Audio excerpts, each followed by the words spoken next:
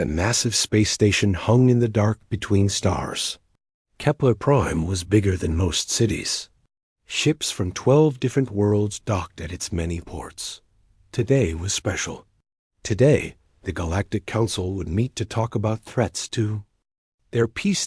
Admiral Jake Murphy looked out the window of his ship. The human vessel, Liberty's Edge, was small compared to the alien ships around it.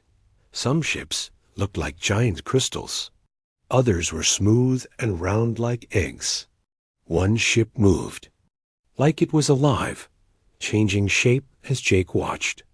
"First time seeing this many alien ships?" asked Lisa Carter. She was Earth's top diplomat.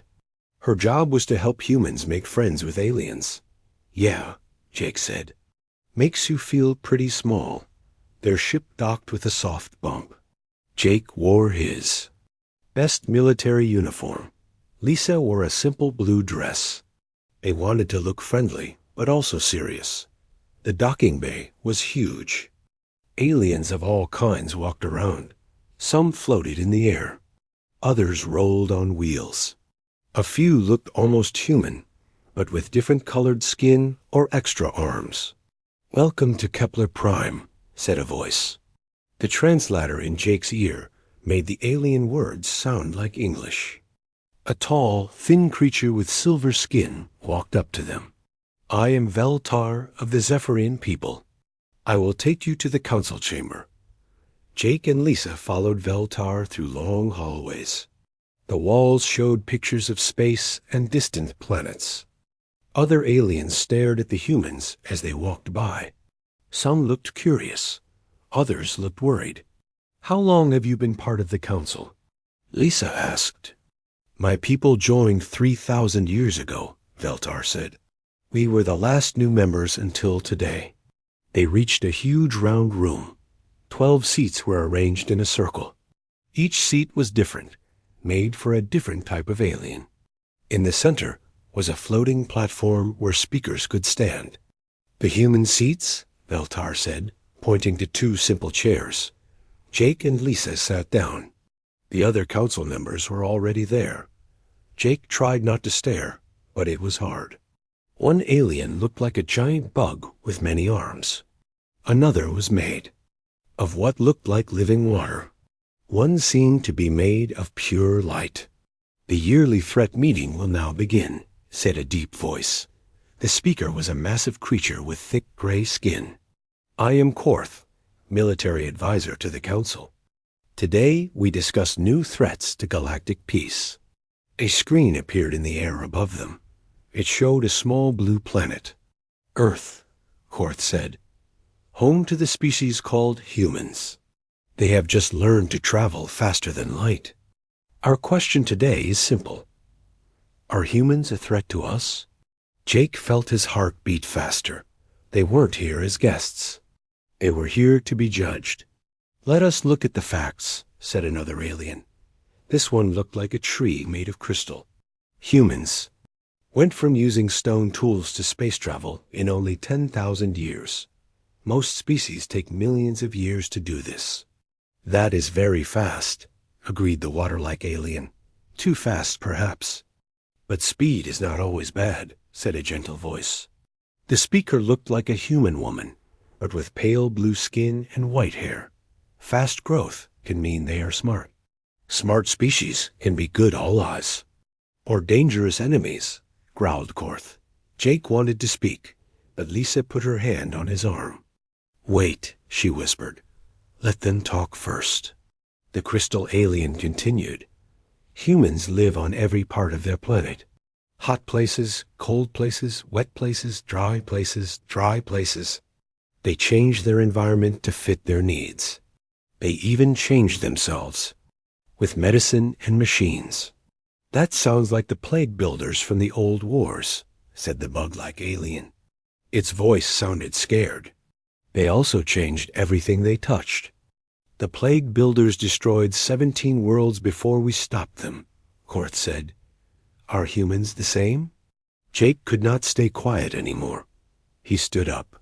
"We are nothing like that. We just want to explore space and meet new friends." All eyes turned to him. Some aliens moved back in their seats. "Ah, the human speaks," said Veltar. "Tell us, Admiral Murphy, why do your people make so many weapons?" "For protection," Jake said, "and for hunting animals for food." "But you use these weapons on each other too," said the crystal alien. "We have watched your wars. Your species fights itself constantly." Lisa stood up next to Jake. "Yes, we have had wars, but we have also had peace. We help each other when disasters happen. We share food with hungry people. We save animals from dying out." "Yet you also make them die out," said the water alien. "You cut down forests. You poison rivers. You change the air itself." "We're learning to do better," Lisa said. "We make mistakes, but we fix them." "Do you?" asked Korth. "Or do you just make bigger mistakes?" The room was quiet for a moment. Then the light being spoke. Its voice sounded like music. "Perhaps we should ask a different question. Not if humans are a threat now, but if they could become one later." "Explain," said Veltar. "Humans grow fast. They adapt fast. They spread fast. In 100 years, where will they be? In 1,000 years? What if they become stronger then?" "You?" Jake felt cold. These aliens weren't just worried about humans now. They were worried about what humans might become. "We don't want to rule anyone," he said. "We just want to be part of this council. We want to trade and learn and grow together." "That is what you want now," said Korth. "But wants can change. Power changes people." The crystal alien brought up new pictures. These showed human cities, human factories, human armies. Look how fast they build. Look how many there are. In our time, they were using wooden ships. Now they traveled between stars. In their time, we were already old, said the water alien. We had peace for millions of years while they learned to fight. Maybe that is the problem, said the light being. We forgot how to fight. They never stopped learning. Jake looked around the room. Every alien face showed the same thing, fear. They were afraid of humans, not because of what humans had done, but because of what they might do. The question before us is clear, Veltar said. Do we welcome humans as friends, or do we treat them as a threat? I call for a vote tomorrow, said Korth. Tonight, we think about what is best for galactic peace. As the meeting ended, Jake and Lisa walked back to their ship in silence. Finally, Lisa spoke. They're going to vote against us, aren't they? Jake nodded. Yeah, I think they are. Neither of them knew how right they were, or how much that vote would change everything. The next morning, Jake Murphy woke up with a bad feeling in his stomach. Today, the aliens would decide if humans were dangerous. He got dressed and met Lisa Carter in the ship's small dining room. Did you sleep? Lisa asked. She looked tired. Not much, Jake said. You? I kept thinking about yesterday. They're scared of us, Jake. Really scared. A message came through their communication system. It was Veltar. Please come to the council chamber. We want to show you something before. To vote. Jake and Lisa walked through the station again. This time, more aliens stared at them. Some moved away when they got close. Others whispered to each other in languages the translators could not understand. The council chamber was different today. A huge screen filled one wall. All 12 alien. Council members were there, plus some new faces Jake had not seen before. These are our military experts, Korth explained. They have studied your species very carefully. A new alien stepped forward. This one looked like a giant ant with 4 arms. I am Zixth of the Vexani people. We are soldiers. We know war. Today, we show you what we learned about human war. The screen came to life. It showed Earth from space, then zoomed in to show a battle. Humans in old uniforms were fighting with guns and cannons. Bodies lay everywhere. This is what you call World War I, Sixth said. 10 million humans died. But you learned from this? You made better weapons. The screen changed.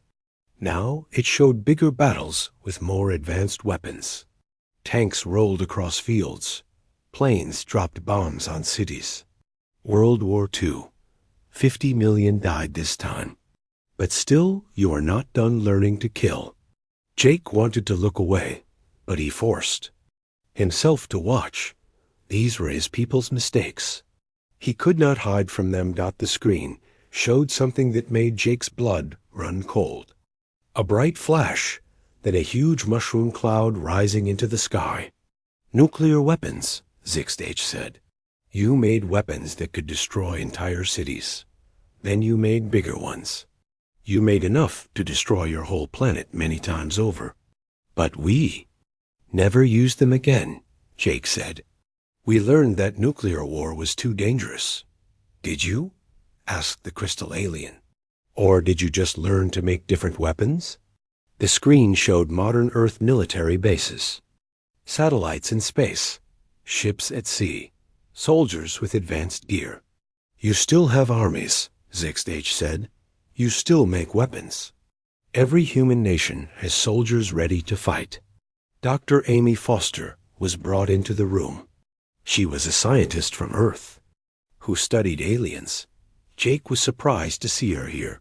Dr. Foster has been helping us understand humans, Veltar said. Tell them what you told us, Doctor. Amy looked nervous. I thought I was just sharing information about human culture. You were, said the water alien. But culture includes how you fight. Amy spoke slowly. I explained that humans can live almost anywhere. We adapt to new places quickly. We can change our bodies with medicine and surgery. We can even change our genes now. This worries us, said the light being. Most species can only live in one type of environment. Humans live everywhere. The screen showed pictures of humans in different places. Desert people with dark skin. Arctic people with thick clothes. Mountain people with strong lungs. Ocean people who could hold their breath for long times. You change yourselves to fit new worlds, said the crystal alien. What happens when you want our worlds? We don't want to take anyone's world, Lisa said. Space is big. There are plenty of empty planets. For now, said Korth, but populations grow. You will need more space. The screen showed numbers. Human population over time. It was growing fast. 1 billion humans 50 years ago, Zixh said. 8 billion now.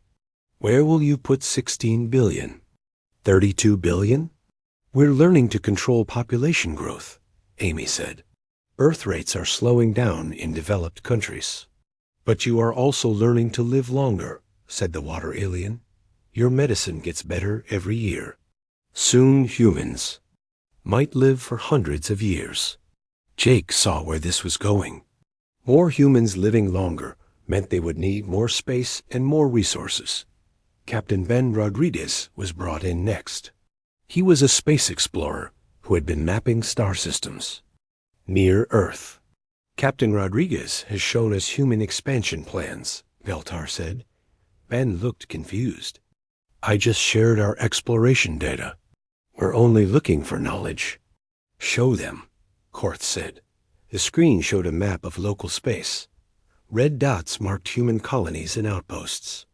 Blue lines showed planned exploration routes. In 5 years, you plan to explore 50 star systems, said the crystal alien. In 10 years, 200 systems. You move very fast. Exploration is not invasion, Lisa said. Is it not? Asked Zixh. We have seen this pattern before. First comes exploration. Then comes colonies. Then comes expansion. Then comes war when two species want the same resources. A new alien spoke up. This one looked like it was made of metal. I am Unit Prime of the Machine Collective. We ran computer simulations of human expansion. The screen showed a three-dimensional map of the galaxy. A small red dot appeared where Earth was. Then the red began to spread.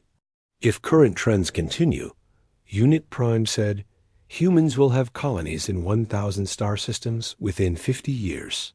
10,000 systems within 100 years. 100,000 systems within 200 years. That's just math, Jake said. It doesn't mean it will really happen. Mathematical models are very accurate, Unit Prime replied. They show that humans will control 1/4 of the galaxy within 500 years. The room was silent. Even Jake had to admit the numbers were scary. But models can be wrong, Amy said. They assume everything stays the same. Maybe we'll slow down. Maybe we'll find other things to do. Or maybe you will speed up, said Korth. War makes species grow faster. Competition makes them stronger. What happens when humans meet another expanding species? The screen showed battle simulations. Human ships fighting alien ships. Planets being attacked. Space stations being destroyed. Your history shows you are very good at war, Sixth said. You adapt quickly. You use enemy weapons against them. You fight even when you are losing. These simulations assume we want to fight, Lisa said. What if we choose peace? Can you choose for all humans? Asked the light being. Your species has many different groups, many different leaders. Can you promise that none of them will choose war? Jake knew the answer. Earth had over 200 countries. Each had its own government. He could not speak for all of them. I see the answer in your face, Veltar said sadly. You cannot control your own species. No species can completely control itself, Lisa argued. Can you promise no Zephyrian will ever commit a crime? Crimes are different from wars, Korth said. One criminal can hurt a few people. One war can destroy worlds. The evidence session went on for hours. The aliens showed more data, more simulations, more reasons to fear humanity. Jake and Lisa tried to defend their species, but every argument had a counter-dash argument bout finally. Veltar called for a break. The council will now discuss what we have learned. Humans, please return to your ship. As Jake and Lisa walked back, they passed groups of aliens in the hallways. The aliens stopped, talking when they saw the humans. Some pointed at them. Others moved away quickly. They've made up their minds, Lisa said. Haven't they? Jake nodded. I think so. We're not guests here anymore. We're suspects. Back on their ship, Jake sent a message to Earth. It was coded so. The aliens could not understand it if they were listening. The message was simple. Council voting on human threat level. Outcome uncertain.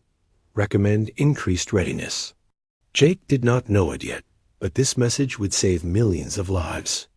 On Earth, General Carl Hayes received the message and began quietly preparing for the worst dot in the council chamber. The aliens continued their debate late into the night. But the outcome was already clear. Humanity had been judged, and the verdict was not good. The question now was not if humans were a threat. The question was what to do about it. The Sheenal vote came 3 days later. Jake Murphy and Lisa Carter sat in their assigned seats, waiting. The alien council members looked serious. Some would not even look at the humans. Veltar stood up first. The Zephyrian Republic has made its decision. We believe humans represent a clear and present danger to galactic peace. We vote for immediate action. Jake felt his heart sink. One by one, the other aliens stood to vote. The Crystal Collective agrees. Humans must be stopped before they spread further. The Vexani warrior caste votes for action. War now is better than war later. The Etherian Commonwealth sadly agrees. Peace requires difficult choices. The Depthar Ocean Lords vote for action. The simulations are clear. The Machine Collective calculates high probability of future conflict. We vote for prevention. It went on like this. Every single alien species voted the same way. 12 votes for action, 0 votes for peace. The decision is unanimous, Korth announced. Humanity is classified as a Class 5 existential threat to galactic civilization. The Council authorizes the use of all necessary force to neutralize this threat. Lisa stood up, her face pale. What does that mean exactly?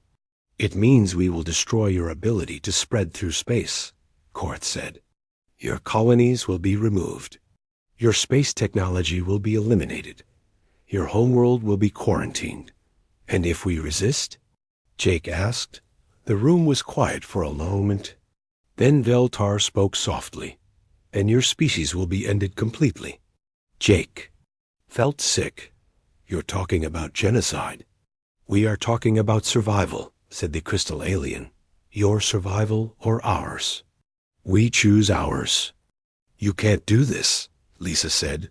We haven't attacked anyone. We haven't even threatened anyone. You exist, said Zixt H. That is threat enough. 2 large alien guards moved toward Jake and Lisa.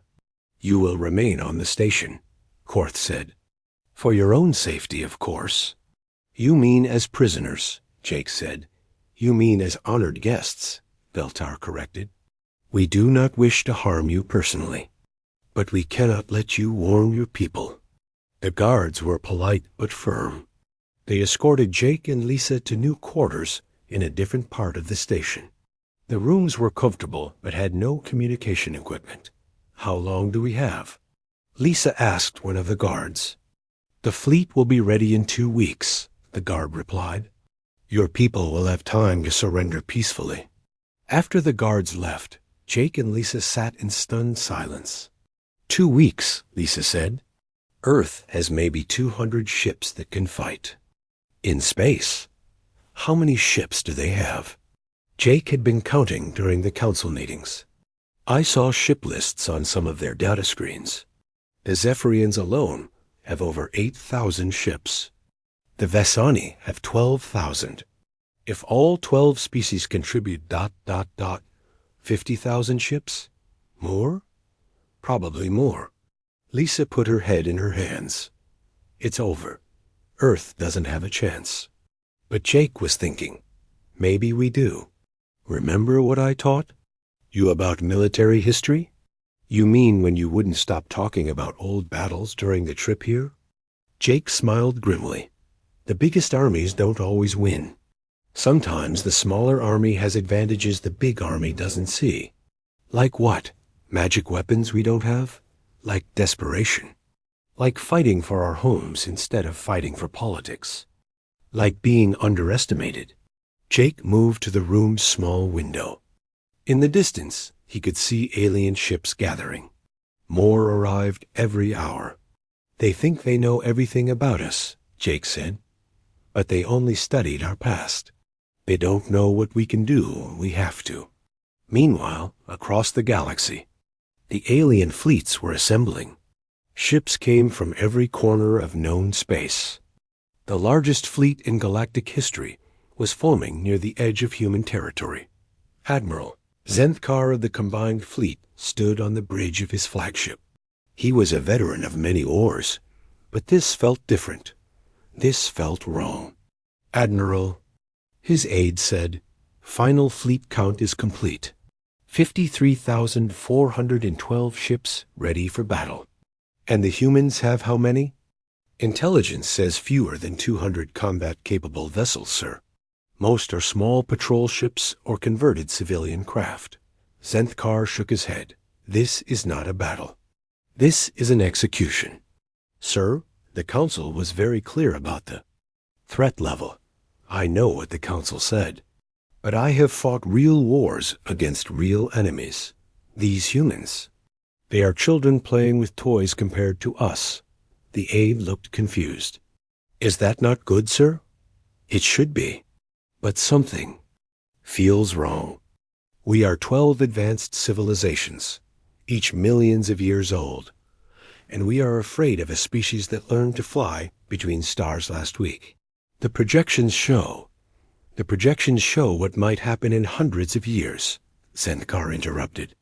We are destroying a species for crimes they have not committed yet. But orders were orders. The massive fleet began moving toward Earth. On Earth, General Carl Hayes read Jake's coded message for the 10th time. Outcome uncertain probably meant outcome bad. He had quietly been preparing for trouble, but nothing could prepare Earth for what was coming. Sir, his aide said, long-range sensors are picking up something big heading our way. How big? Bigger than anything we've ever seen, sir. Thousands of ships, maybe tens of thousands. Carl felt a chill run down his spine. Sound the alarm. Get President Gonzalez on the line. Wake up everyone in the Defense Department. Sir, what do I tell them? Carl looked at the sensor readings again. The numbers were so large, they seemed like a mistake. Tell them we're at war. Across Earth, military bases came alive. Sirens wailed in cities. Emergency broadcasts interrupted television shows. In a matter of hours, everyone on the planet knew the truth. Aliens were coming, and they were not friendly. President Maria Gonzalez addressed the world from the White House. My fellow humans, we face a threat unlike any in our history. An alien fleet approaches our solar system with hostile intent. I am calling for immediate global unity. All nations must work together if we want to survive. Old enemies became allies. Overnight, countries that had been fighting for decades suddenly cooperated. Scientists shared research they had kept secret for years. Military commanders who had never spoken to each other planned joint operations. Dr. Richard Kane led a team of scientists trying to reverse engineer alien technology they had studied in secret. Colonel Susan Blake coordinated Earth's orbital defenses. Commander Alex Turner prepared the small human fleet for a battle. They could not win, but the aliens had made one critical mistake in their planning. They had studied human history, but they had not studied human nature. They knew how humans fought when they had time to prepare and plan. They did not know how humans fought when their homes and families were threatened. They had seen human wars, where nations fought for land or resources or politics. They had not seen what happened when the entire human species united against a common enemy. They had calculated human industrial capacity based on normal peacetime production. They had not calculated what humans could build when every factory on the planet was turned into a weapons factory. Most importantly, they had studied human behavior during ordinary times. They had not studied what humans became when they were desperate. The alien fleet was 3 days away from Earth when Admiral Zendkar realized something was wrong. His long-range sensors were picking up strange readings from the human solar system. What am I looking at? He asked his science officer. Unknown, sir. There appears to be massive industrial activity throughout the system. Much more than our intelligence reports indicated. Show me. The display showed the inner solar system. Earth glowed with the heat of millions of factories working at full capacity. The moon was covered with new construction. Even Mars seemed to be building something. How? Many ships do they have now? Still counting, sir. At least 500. Maybe more. Zendkar frowned. That's more than double what intelligence predicted. Sir, they appear to be converting civilian ships into warships. Cargo haulers, passenger liners, even mining vessels. Desperate, Zendkar said, but still no match for us. He was right. 500 human ships, even 1,000, could not defeat 50,000 alien ships.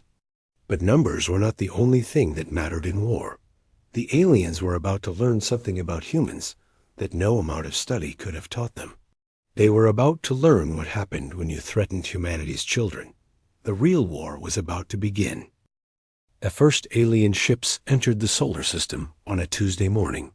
Admiral Zendkar expected to find scattered human defenses and maybe a few desperate messages asking for mercy. Instead, His sensors showed something impossible. "Sir," his science officer said, voice shaking. "You need to see this."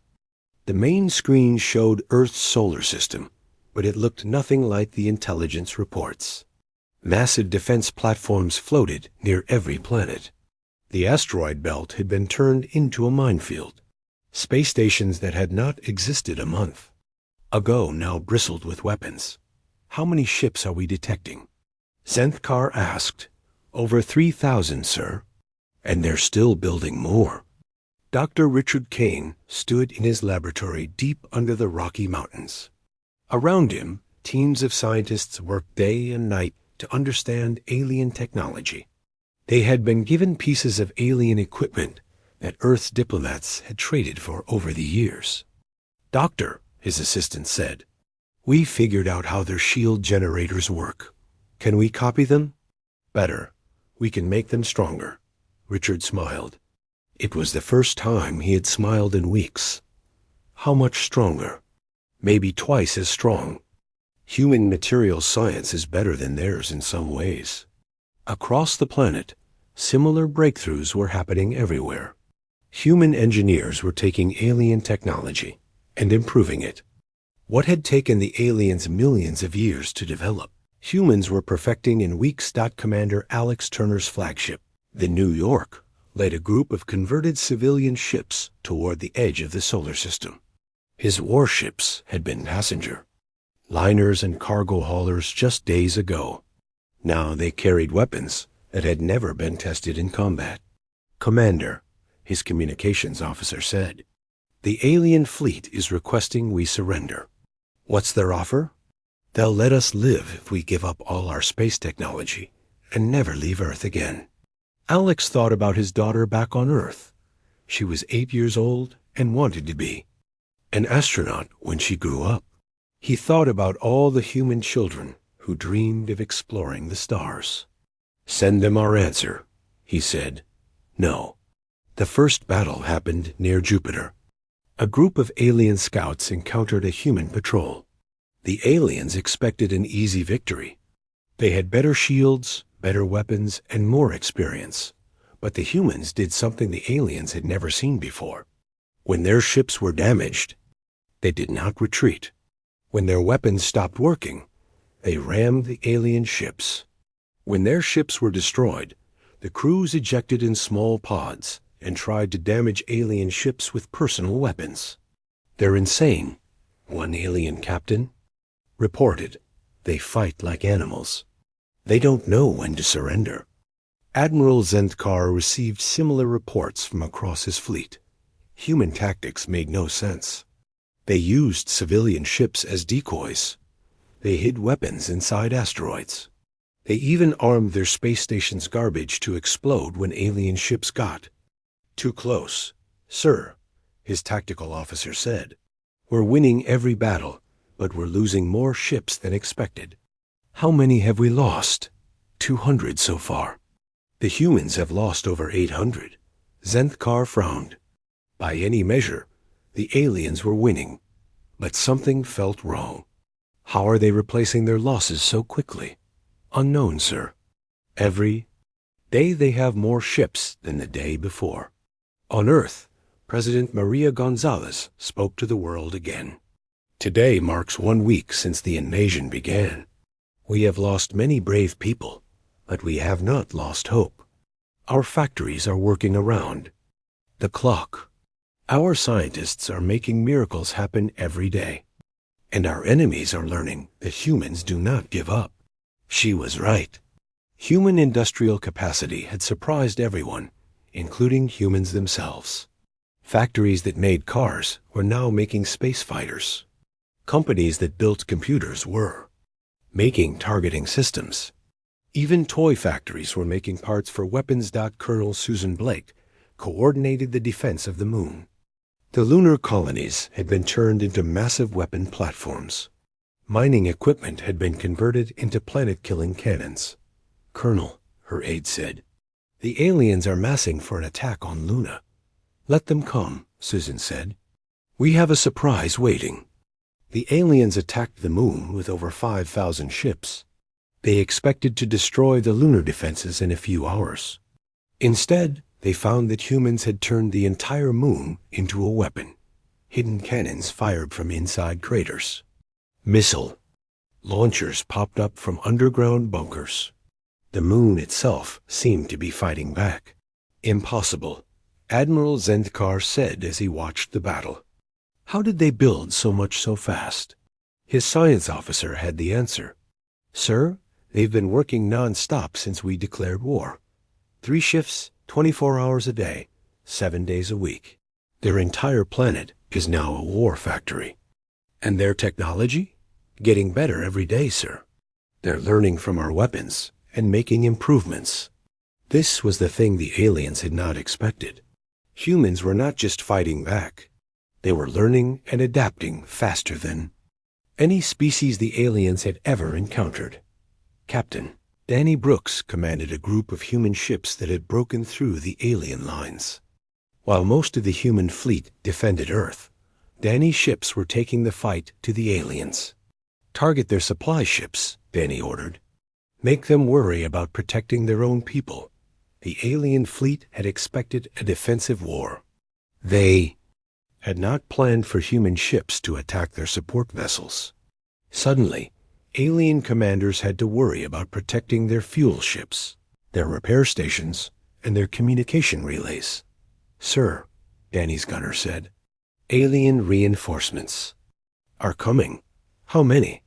Looks like 10,000 ships, sir. Danny's fleet had maybe 50 ships. Any sane commander would retreat. Instead, Danny smiled. Remember what they taught us in training, he said. When you're outnumbered, don't fight fair. Danny's ships scattered into the asteroid belt. The aliens followed, expecting to hunt down the humans easily. Instead, the humans had prepared another surprise. The asteroids were not just rocks. Human engineers had turned them into remote-controlled bombs. As the alien ships chased the humans through the asteroid field, the rocks around them exploded. Clever, Admiral Zendkar said as he watched. They're using the battlefield itself as a weapon, but cleverness was not enough. The aliens still had more ships, better technology, and millions of years of experience. Slowly but steadily, they pushed toward Earth.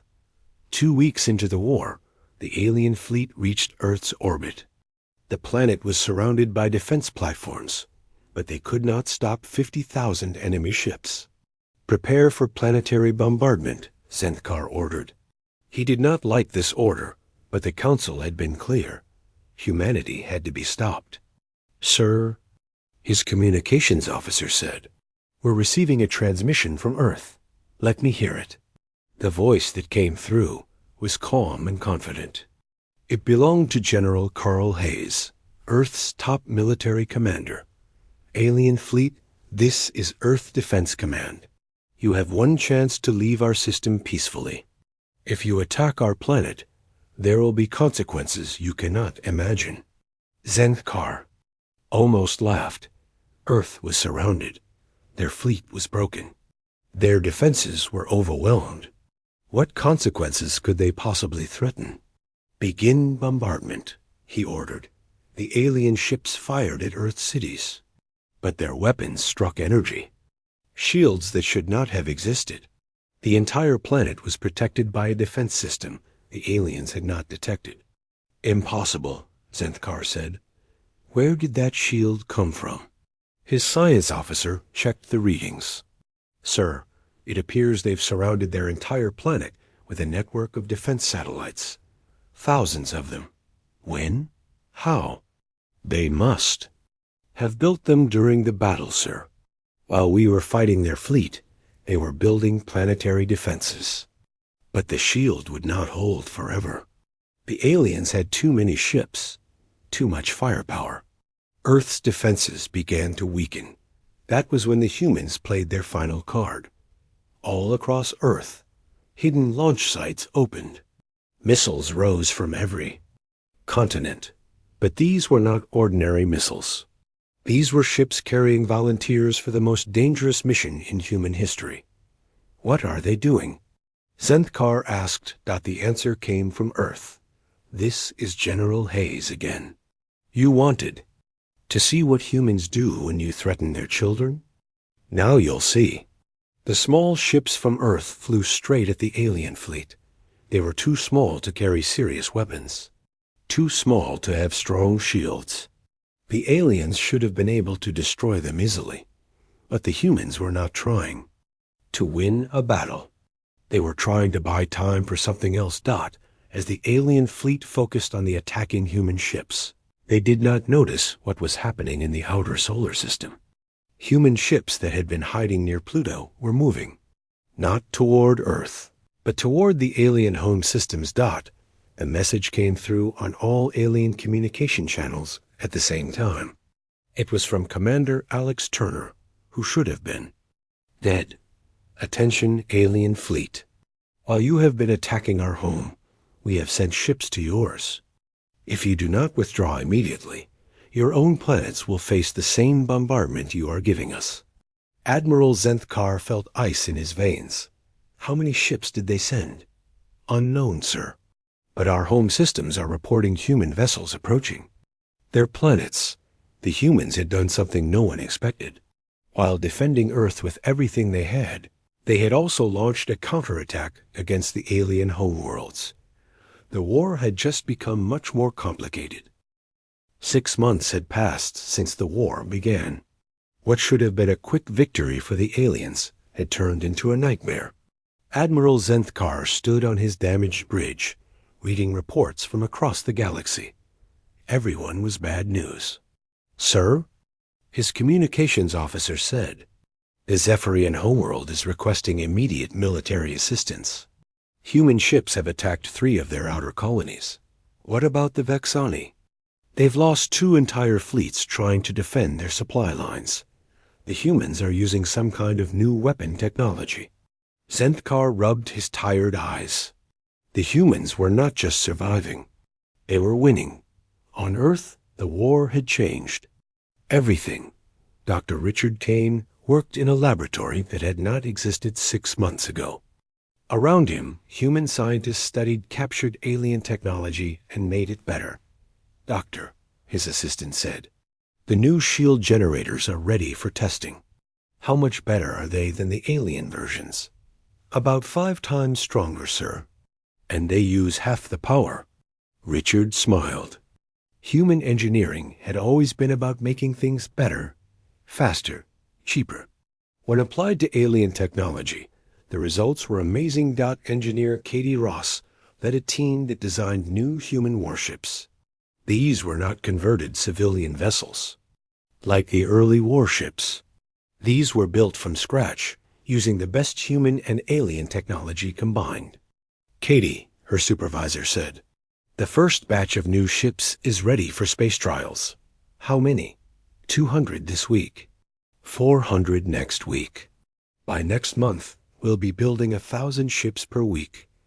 Katie whistled. The aliens started this war to stop human expansion. Instead, they forced us to become a space-based civilization in months instead of decades. President Maria Gonzalez addressed the United Earth Assembly. The old United Nations had been replaced by a true world government during the war. Humanity had finally united, but it had taken an alien invasion to do it. 6 months ago, we were a divided species on a single world.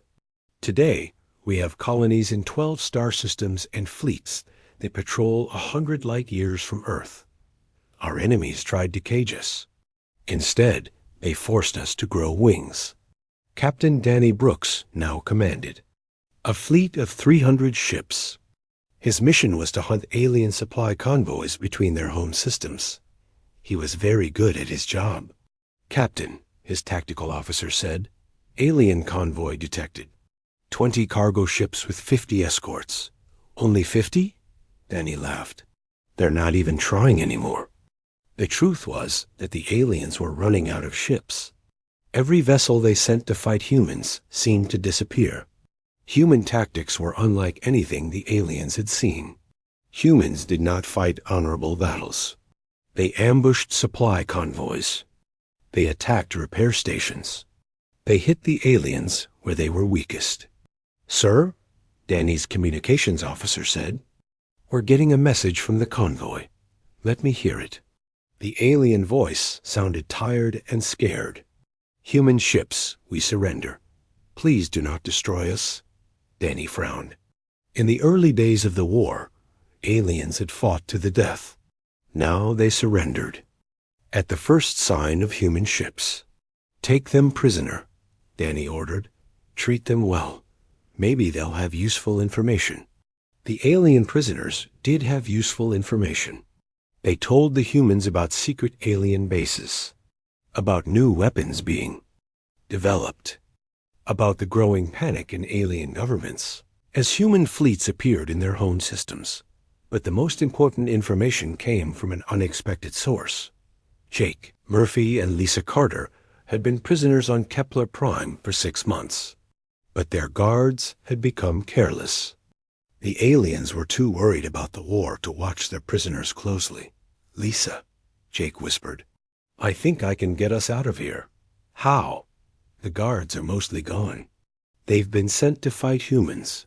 The station is almost empty." They escaped that night. Their first stop was the station's communication center. "Jake," Lisa said, "look at this." The alien communication logs showed the truth about the war. The aliens were not just losing battles.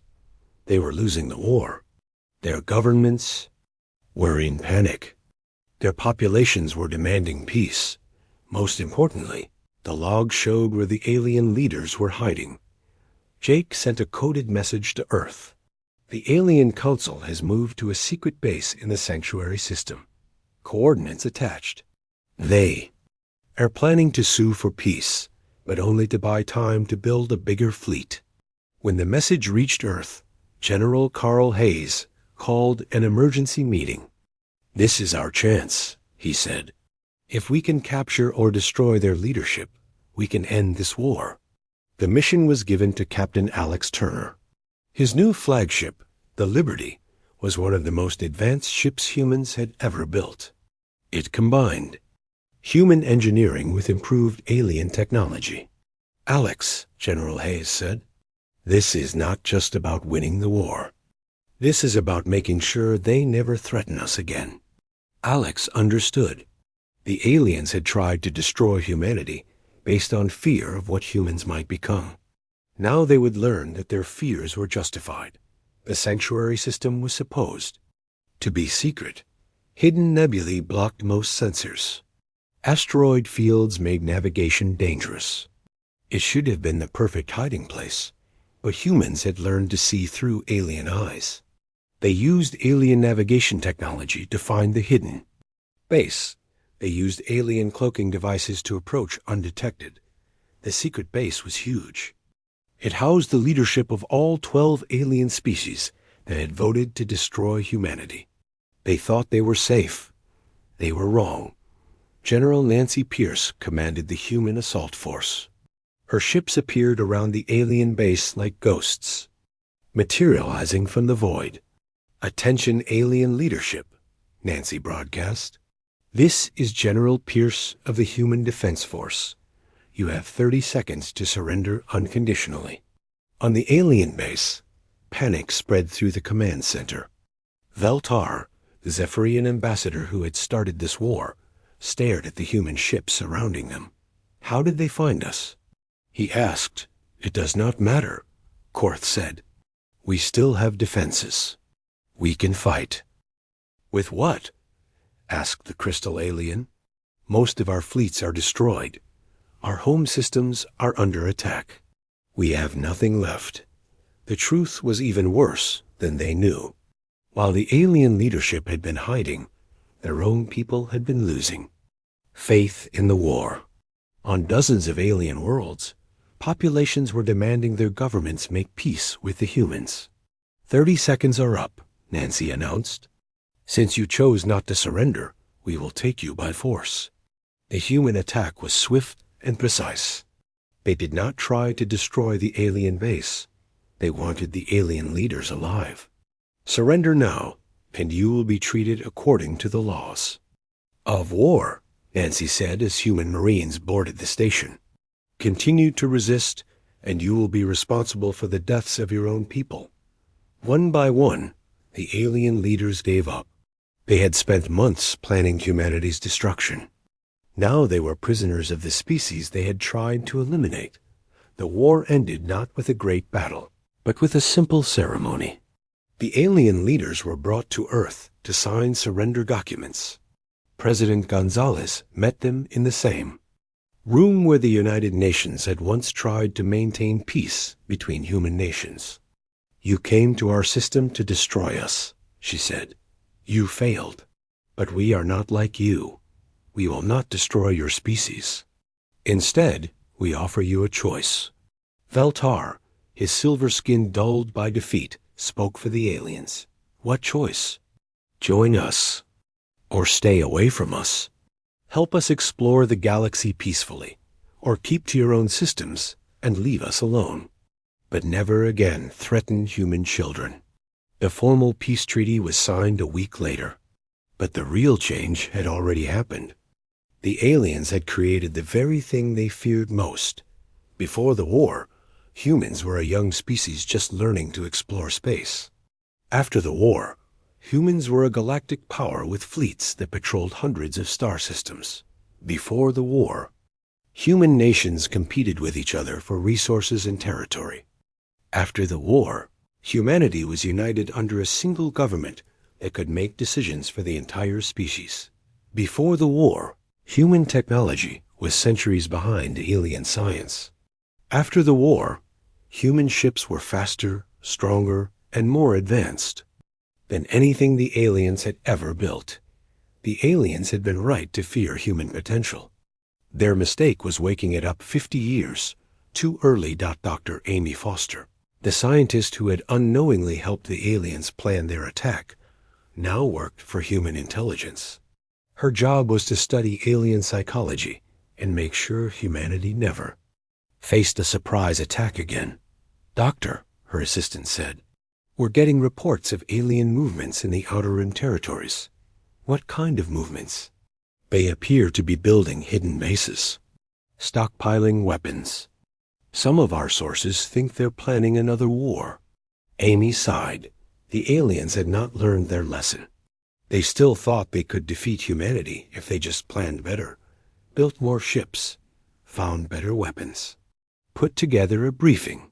For General Pierce, Amy said. It looks like some of our former enemies need another reminder of why they lost the first war. Meanwhile, on the hidden world of Refuge Prime, the surviving members of the old Galactic Council met in secret. They had learned to hide better since their defeat, but they had not learned to accept their new place in the galaxy. The humans are expanding again, Veltar said. They now control over 1,000 star systems. We know, said Korth. The question is what we do about it. We build a bigger fleet, suggested the crystal alien. We find new allies. We try again. With what? Asked the water being. Our populations will not support another war. Our economies are still recovering from the last defeat. Then we wait, said the light being. We build slowly. We plan carefully. And when we are ready, we strike. They did not know that human intelligence agents were listening to every word. The humans had learned from the aliens' mistake. They were not waiting for threats to develop. They were finding them early and stopping them before they became dangerous. On Earth, in a secure briefing room deep under the Rocky Mountains, General Nancy Pierce addressed her staff. Ladies and gentlemen, it appears our former enemies have not learned from their defeat. Intelligence reports show at least 6 alien species are planning hostile action against human interests. What are your orders, General? Asked Colonel Blake. Nancy smiled. It was not a pleasant smile. The aliens made one critical error 6 months ago. They assumed that because we were peaceful, we would always be peaceful. They learned better. Now some of them seem to think that because we showed mercy once, we will always show mercy. She turned to look at a map showing human-controlled space. It was much larger than it had been 6 months ago. Send word to all fleet commanders. We are not waiting for the aliens to attack us again. If they want to build weapons to use against human civilians, we will stop them. If they want to plan invasions of human space, we will end those plans permanently. The room was quiet. Everyone understood what the general was saying. The aliens were right about one thing, Nancy continued. Humans are a threat to their old way of life. We will not be contained. We will not be controlled. And we will not allow anyone to threaten human children again. She looked around the room at her officers. These were people who had been teachers, engineers, and shopkeepers before the war. Now they were the commanders of the most powerful military force in the galaxy. The aliens wanted to debate our threat level, Nancy said. The debate is over. They can learn to live with us, or they can learn to live in hiding. But they will never again debate whether we have the right to exist. Outside, human ships prepared for launch. They carried the children and grandchildren of the people who had barely survived the first alien attack. These new humans had grown up during the war. They had been shaped by the knowledge that other species had tried to destroy them simply. For existing, the aliens had been right to fear human potential, but they had made one final fatal mistake. They had shown humans that the galaxy was not a safe place. They had taught humanity that survival required strength, that now humans were strong. And they remembered who had tried to destroy them. The age of alien dominance was over. The age of humanity had begun. And somewhere in the dark, between the stars, the former members of the Galactic Council continued their meetings in hiding, still debating what to do about the human threat. They would be debating for a very long time.